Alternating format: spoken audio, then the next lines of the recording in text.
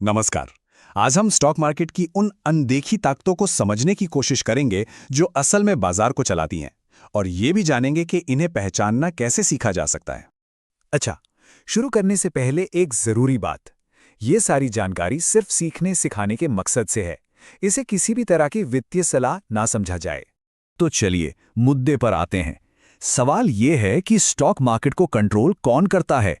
हम अक्सर बड़े बड़े नामों, बड़े खिलाड़ियों के बारे में सुनते हैं, लेकिन क्या हो अगर असलियत इससे कहीं ज्यादा पेचीदा हो। तो ये ऑपरेटर होता कौन है? सीधी सी बात है, कोई ऐसा जिसके पास बाजार को हिलाने की ताकत हो। लेकिन ये ताकत आती कहाँ से है? और यहीं पर एक बहुत ही दिलचस्प बात सामने आती है, ये कि हर रिटेल ट्रेडर भी एक तरह से स्टॉक मार्केट ऑपरेटर ही है, पर शायद उस तरह से नहीं जैसा हम सोचते हैं। असल में हम ही उन्हें ये ताकत देते हैं। कैसे?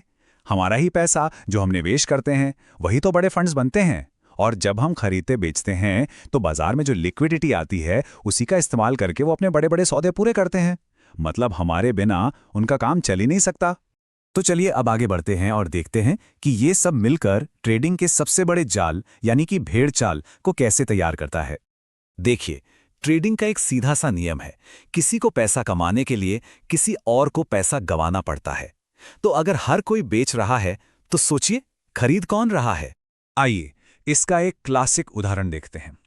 मान लीजिए एक चार्ट है जहां कीमत बार बार एक ही लेवल से, एक रेजिस्टेंस से टकराकर नीचे आ रही है। पहली नजर में यह बेचने के लिए एक बिल्कुल साफ जगह लगती है। सारे सिग्नल बेचने के लिए कह रहे हैं, सब लोग मतलब पूरी की पूरी भीड़ बेच रही है। लेकिन क्या ये वाकई सही चाल है? और फिर अचानक से जाल बिछता है, बाजार तेजी से घूमता है और उन सभी बेचने वालों को बाहर कर देता है जो भीड़ के साथ चल रहे थे। इसे ही कहते हैं स्टॉप लॉस हंटिंग। तो यहां से सबक क्या मिलता है? बहुत सीधा सा, कि अगर कोई ट्रेड बहुत ही आसान और साफ दिख रहा हो तो समझ जाइए वही सबसे ज्यादा खतरनाक है। तो फिर सवाल यह है कि इस चाल से बचें कैसे? इसका जवाब है, भीड़ की तरह सोचना बंद करके एक ऑपरेटर की तरह सोचना शुरू करना होगा। देखिए, दोनों की सोच में जमीन आसमान का फर्क है। एक आम रिटेलर भीड़ के पीछे चलता है, जबकि ऑपरेटर भीड़ के खिलाफ दांव लगाता है। रिटेलर को साफ साफ पैटर्न चाहिए, ऑपरेटर को लिक्विडिटी चाहिए, और वो वहीं मिलती है जहां सब लोग एक जैसा सोच रहे होते हैं। तो ठीक है, ये ऑपरेटर वाली सोच अपनाने के मतलब बाजार को एक अलग नजरिए से देखने के दो मुख्य तरीके हैं। पहला रास्ता है साइकोलॉजिकल, यानी अनुभव से, एक्सपीरियंस से ये समझना कि भीड़ कब एक जैसा सोच रही है और कब कोई सेटअप बहुत ज्यादा ही साफ दिख रहा है। और दूसरा रास्ता है टेक्निकल। इसमें स्मार्ट मनी कॉन्सेप्ट्स जैसे फ्रेमवर्क का इस्तेमाल होता है जो चार्ट पर ऑपरेटर के निशानों को पहचानने में मदद करते हैं। जैसे कि एक ऑर्डर ब्लॉक, ये एक खास तरह का कैंडल पैटर्न होता है जो हमें वो जोन बताता है जहां किसी बड़े इंस्टीट्यूशन ने अपना ऑर्डर डाला था और जहां से एक बड़ी मूव शुरू हुई थी। चलिए अब इन सारी बातों को जोड़कर देखते हैं और ट्रेडिंग के सबसे आखिरी और सबसे जरूरी सबक पर आते हैं।